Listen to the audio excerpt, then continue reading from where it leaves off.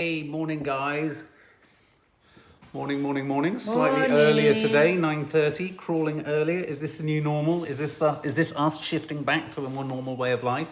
We don't want to lose these coffee mornings, you see. My God, look at this. We look so good with the light on. Well, it's not so much good. We can be seen. I look better with a hat on. We've got my an hair actual in the thumbnail. light. It's horrific. I was looking through some of our lives the other day and we were like half in darkness. Oh, I'm going to put some nice. Isn't it just the loveliest feeling putting on a pair of cosy Claire Ross Reed, morning. Leor, hello my darling. Have you just taken my glasses? Oh, sorry, I didn't realise they were yours. Again? Well, where the hell am I? I don't know, but you'll have taken them off somewhere. There. I'm going to put a sticker on my I'm glasses. going to try without. Morning, Sarah Smith, Rebecca Holland, Sarah Nasser Stewart. Oh, look, I'm try reading with that that too. today. I'm reading that. Maybe it's this extra light. Maybe we just couldn't see because it was too dark. Weird, isn't it? Can I just firstly say, before we get cracking on anything, thank you so much for everyone's absolutely lovely messages, both on my Instagram feed and Nadia's Instagram feed and on the Sunday show, and some of the messages that Nadia read out yesterday, wishing people happy Father's Day that you'd sent, and so many nice messages within those messages to me, essentially. I mean, I don't want to make it all about me, but it felt a bit about me yesterday, and it was really sweet. Yeah, thank you for all your lovely messages about the whole family, actually. We were a bit overwhelmed with your kindness, and yeah, it gave us a really good feeling, so thank you. And also, just to stress to people who didn't know we were coming at this time, maybe, this is going to be the time this week, isn't it? 9:30 every morning? All week. Coffee Moaning is at 9:30 because we have to make it work with our schedule. I'll pop something on the stories on YouTube as well to that. Nicola Randall, Mark, your message on Instagram is beautiful. I privately DM'd it to a friend of mine at work today. Did and you? I'll show you the message later he gave back. Oh, yeah, because I thought it would really chime with him. It's odd, isn't it? It is that composite dad thing. I think we all do it, even if we've got dads. I think we take the bits of parents and parenting experiences that we like or that are most meaningful. I do.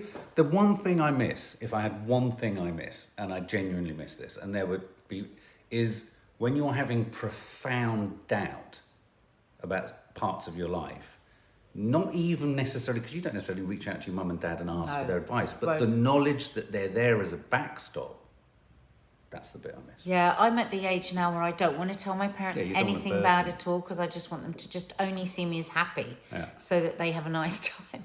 Emma Staple, I know I've been following you with been following a super strict diet and only lost 2 pounds in 2 weeks. I'm so annoyed. I shouldn't weigh myself on a Monday morning. Hang on a second. What does Joe call the weight? The naughty step or something? The sad step. The sad step. Say to them what Joe says. Joe says it's a sad step. Encourage her. Yeah, he says throughout each of my 90-day programs, so I've done the previous one, well, I've actually done it almost for a year now, but I had 2 months off around Christmas, which is why I've gone double down on it. But he insists that you don't weigh yourself a month at a time. And even then, it's because muscle can be heavier than fat. But also, right, I just want to show you something, okay? So, you've lost 2 pounds, right? That isn't even 2 pounds of fat. Right? That's what you've lost. Oh, that isn't. That isn't even 2 pounds. That is a remarkable achievement. Okay. Let's feel that. Let's feel how heavy that is. You're going to feel that wandering around. So let's just have a look at that. Let's have a look at the fat. Okay.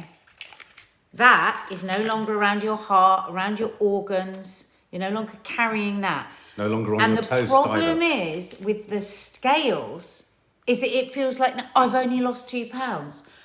And you might have lost way more than that. You don't know. Forget about the weight, Emma. Don't do this to yourself because it's a way actually of sabotaging and a way for you to actually give up. It sounds to me you're a young girl. Why are you on a super strict diet? Don't do a super strict diet. You will fall and you will overeat. Do what I told you before. Get a, have 3 meals a day, have a couple of snacks, and use one of those plates. Buy one today. You can get them really cheap, just plastic plates off Amazon, and use the portion plate. And just stick to that. Get off the strict diet. You will end up binging. And remember, you now don't have more than that fat in your body. And also weighing every day. I just saw someone said, just said, I weigh every day, it works for me. Here's the thing about weighing yourself every day, which is, it makes it actually nigh on pointless. You can literally weigh £6 more, not because you've eaten more, but because get this, because you might not have drunk enough water. Because your body will hold on to stuff if you're not passing water Emma, through your are body. you drinking water, Can I just say, actually? Joe Wicks describes water as a fat zapper.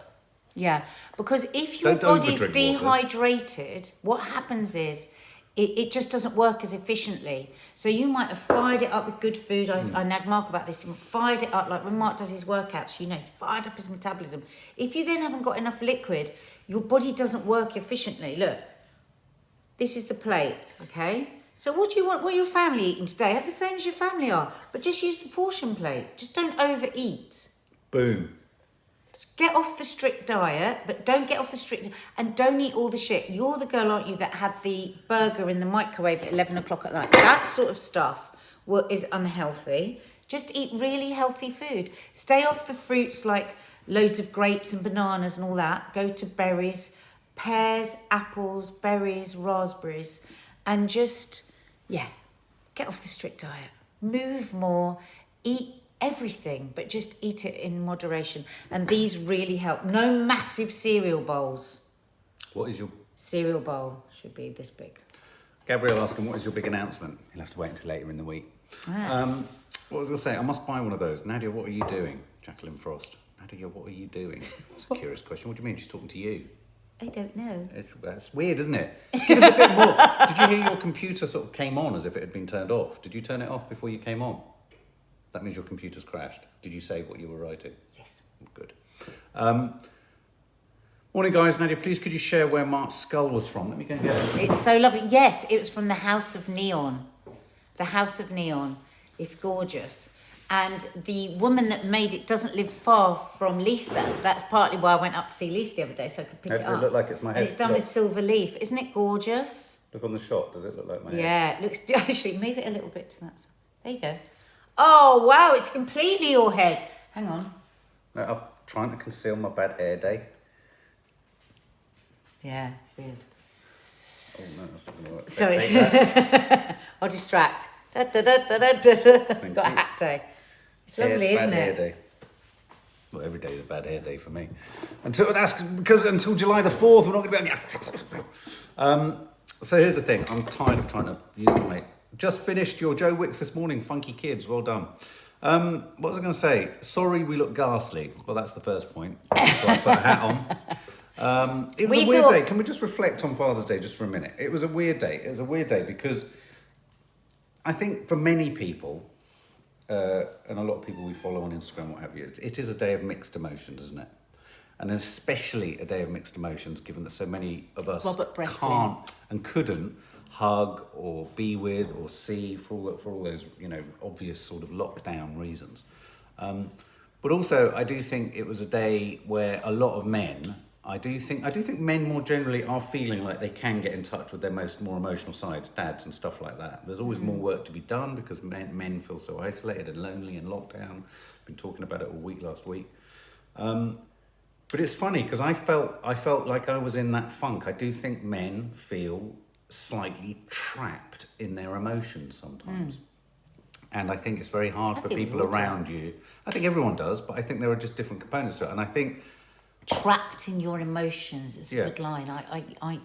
But I think a lot, you know, for example, there's nothing worse than men who reduce women's emotions to hormones. And I think also, though, to think that men aren't hormonal is like so stupid, it's ridiculous. Men are hormonal.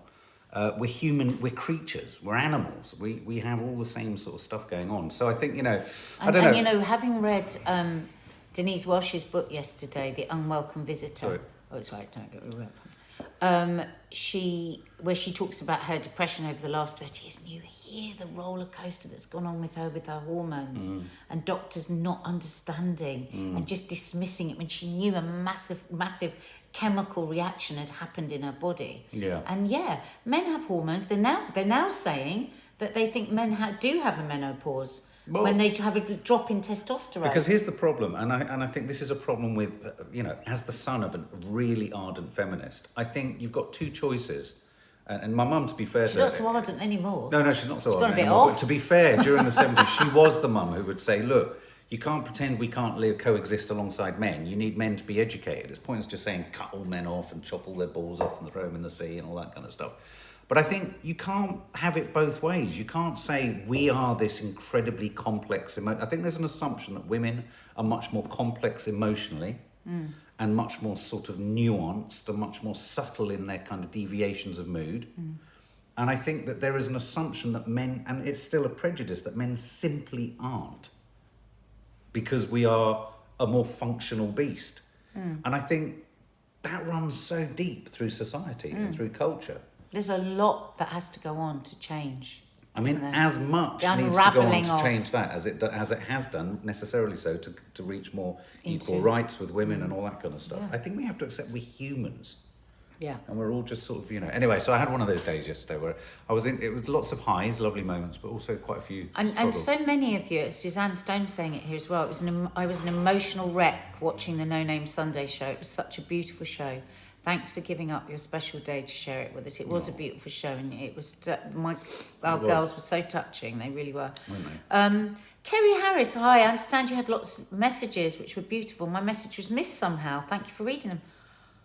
Oh, I wonder how. Kerry Harris. Oh. Send me it again, and if you're on Instagram, send me your Instagram tag, and I'll do you one there. Oh, right. So one of the stories in the press today, obviously it's Windrush Day today, which is a big day. It's only the second time in history that we've had it. It was started in 2018. And obviously Windrush Day is a day to commemorate the Caribbean community that came over in the Windrush, on HMS Windrush. So there's lots of sort of things going on today. There'll be a lot of coverage refocusing on the experience. I thought today would have been a good day to play that drama, wouldn't you? The recent Windrush drama. Weird that they didn't that they did it. Did anyone see that? Yeah. Just say yes, no if you saw the Windrush drama. Yeah. So that's one of the things going on today. And one of the other stories, which I'm just trying to find in the news, was about, and sometimes when I find it on my phone, I can never find it on the computer. Obviously, the aftermath of the horrendous Reading attack. Oh my God. Just awful. Awful. It keeps popping up, doesn't it? Yeah, it does. And you're just like, whatever. Oh. Yeah. Anyway. I mean, there are no words, are there? There are no words. No. Horrific, disgusting, shocking, heartbreaking. Oh, I can't find the story. What was the story? The story is that, well, not surprisingly, and I think we can discuss it as to why, there is a worry and a fear that PTSD amongst our children is going to go through the roof. Yes, child psychologist report yesterday. Yeah. And I think it's not surprising, is it, really? Because I think actually as a nation, we're probably going through some degree of PTSD. Yeah, I think we all, yeah. But I think also the spectrum for it is going to be so wide on where children come on that scale. Of course, we've got the extreme end where children may have been in the most awful of situations, maybe in a violent home or some kind of abusive home, and they haven't been let out. Worryingly, a lot of the schools that were open for children that were what's it they call when the children in danger, vulnerable children, vulnerable at risk. So many of them didn't come in. The parents just didn't bring them in. So I was watching a social worker talking about that a few weeks ago and saying that she's not sleeping because she knows some of what will have been going on in those homes. So we've got that end of the spectrum, which of course is a firefighting situation, and what can we do and how can we get these children supported? And then we've got it moving all the way up, haven't we? Children that maybe have got parents with mental health issues that are perfectly good parents but just aren't coping. Then we've got the sliding scale of when people are maybe drinking too much or maybe using drugs or overeating or whatever, all the addictions come floating to the top like poo. Then you've got the children that might be, I think, there's a lot of children that are only children as well, which I think the loneliness for that must be terribly hard. Yeah, because even if you've got an only child that gets to go out and play on the street or have their friends around, that's gone. We say all the time, so lucky that we've got 2 girls that get on. You've also got the situation where you've got siblings that might bully each other. Absolutely. So it just goes right across. I mean, our stuff with our kids is We don't have the fear and panic that people have that their child's entire education is going to be ruined because they haven't been to school for 3 months, because we just don't think like that. No. So we don't have that worry. But we do have the real concerns But about motivation for Maddie at 17, Yeah. and we can see that, you know, And I think waning her motivation. Yeah, and I think that's one of the key things to acknowledge, is that I think you know, how we steer our kids. I think probably I was thinking, actually, this might need to be our confessions of a modern parent. How do we hold our children's hands out of this crisis, back into the world? Because obviously there's some schools aren't going back. I mean, a number of people, I think Claire Ross Reed, someone's trying to get hold of the Samaritans and Tired Mummy. I think if you're on hold now, do try contacting Mind. You might want to try Mind at the same time. You do have a lot on your plate, don't you? Yeah. Just keep trying. Don't stop. You will get through. They are obviously encountering an increase in numbers, I've heard, because things are just quite challenging. I mean, I don't know if anyone remembers me saying quite a while back, my bigger concern, there's the immediacy of sort of like a crisis. And I think everyone goes into crisis management. So we all hunkered down, and there's a kind of, and it sounds awful, there was even a novelty factor. You know, you often hear this with like your mum's generation, the war babies. There was great excitement for kids. They'd play in the wreckage of the bombs, they'd run around. It was kind of like the big adventure, because at that age, you're not fully aware of the consequences. And I think we've all underestimated how long we were in the novelty factor. Until obviously, you know, financial constraints and all that sort of stuff started to creep in.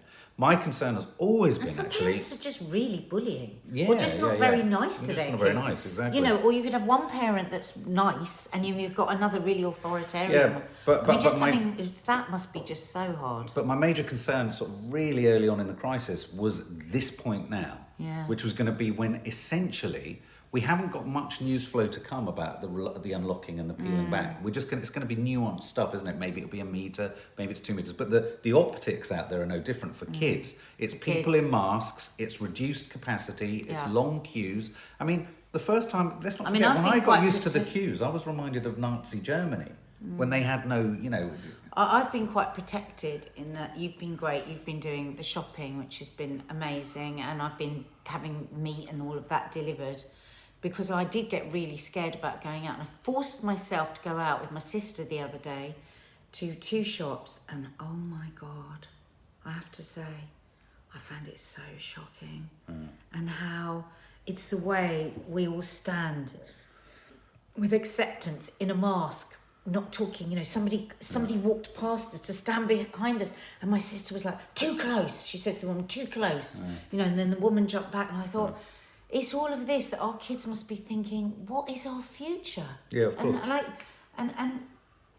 mean... Well, and the other thing as well is that... What are we going to do about that? How are we going to steer them? And Kiki was, you know, when they go to the park and stuff like that, I tell you what's also creeping in, and I think I have to implore the older generations to be careful about this, is that there's just an assumption that children are wanting to not observe the rules. Yeah, and there's an assumption that they're blithely disregarding authority.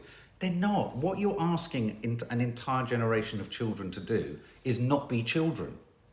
And you're wondering why they're... So I think we could, as grown-ups, be a little bit more tolerant and a little less sort of waggy finger when and if we see the occasional in a park, you know, desire to kind of reach out, touch a football. You know, I mean, you know, I think Kiki talked about having someone wagging a finger because they were playing music, socially distanced on their mats, but playing music. And someone came over and said, you better make sure you're not... And it's just like, hang on a minute.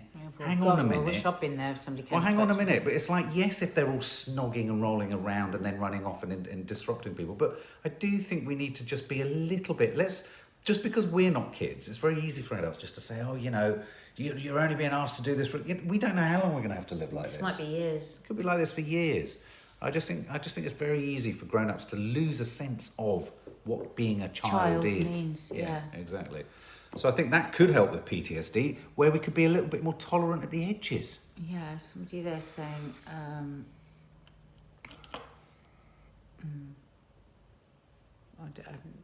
Sorry.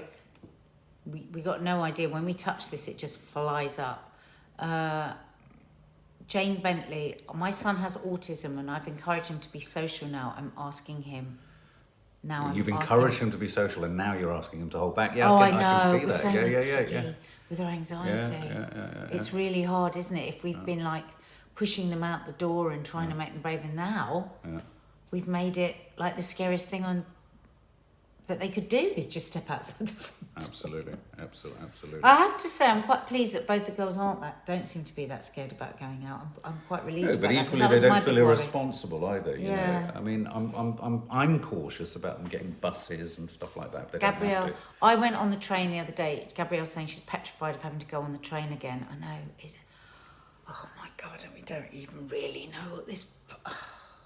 Sometimes I worry this whole thing has been blown out of all bloody proportion, and then I swing back to, has it? We just don't know, like they don't know.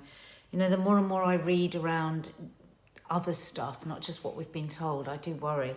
But I went on the train last week with Kiki when I went to see Lisa, and I was really worried about it, and it was totally fine. I didn't go in rush hour. I was never closer than 4 meters to anyone. And Lisa's husband, who'd gone in rush hour, he had all these photos. The train was totally empty. Yeah, so you might be quite surprised. Yeah. I wore white gloves, you know, cloth gloves. I found that really helped me as well, because I wasn't constantly having to do... He's putting that gel on all the time. It's just so... I don't know, it's just so alien, isn't it? Putting those chemicals constantly, your hands drying up. So I really recommend those white cloth gloves that you get from Amazon. They're just... Absolutely. So we've got so what's happening today on the channel? Are you cooking at 4? So 4 o'clock. 4 o'clock cook. Cook. Yeah. What time is the live tonight? Should we make it 8:30? Ooh! I'm just trying to think of a time that, because the late. I mean, what time do you prefer, guys? Do you prefer it later or earlier of an evening? Just say later or earlier. Later or earlier. We've got a very busy day today, but give us a sense of earlier. I or think we later. should do it earlier so that we can have a bit of a break later on in the evening and just relax, because we have got a full-on day. So shall we say? Let's say after dinner. Let's say 8 o'clock. 8 o'clock. Okay, 8 o'clock tonight. I will put it on the story. Yeah. I know for those of you that find this boring because I keep saying it, I just want to remind you that we are now going to regularly be leaving stories on our YouTube channel. Not just as well as our Instagram. Not just telling you what's happening on the channel, but we're gonna. So here, you see this little circle here. There, it's got a red circle around it. That means there's a story there, and it will also tell you about an hour before a live, remind you that we're going live, and in case we need to change it. But that circle will not go red on a laptop or on a smart TV. So you just need to check. How do they know then? They just have to check it. Only on a hand. Well, you won't be able to. You can only check the stories. They're only watchable on an iPad or on an iPhone, smartphone. Okay. So 8 o'clock tonight, 4 o'clock food, and that'll be fun. And eventually over the coming weeks, as life gets back to some kind of new normal, things are going to be appearing again. Things like, as celebrities crawl out, showbiz news. Obviously, the cinemas are starting to open. We've got movie reviews. We've got series. All that sort of stuff. Part of the channel is going to start returning. So we realise that you're getting sort of 2 lives from us pretty consistently most days, aren't they? Yeah. But some of that other sort of content that can sit there for a bit longer and about. We're going to do a showbiz this week, and a showbiz will go up. And somebody there was saying that they're doing the 5 Guys today, and they're excited. Oh, how I'm excited. Yeah. Send us a photo. Just a couple of things. Get the marinade on now. If you didn't do it last night, the longer it marinates, the better. And get the chicken out of the fridge at least an hour before you're going to cook it. If you take it straight from the fridge and you cook it, it will be tough. At least an hour. I usually take it out a couple of hours Carla before. Martin, don't forget to press the thumbs up, everyone. Press the thumbs up up. icon. Thank you, Carla Martin. That's Carla so Martin. sweet of you. Go and do that, and then we'll bugger off ski. But here's the thing. Someone just asked, would you feel safe going to the cinema?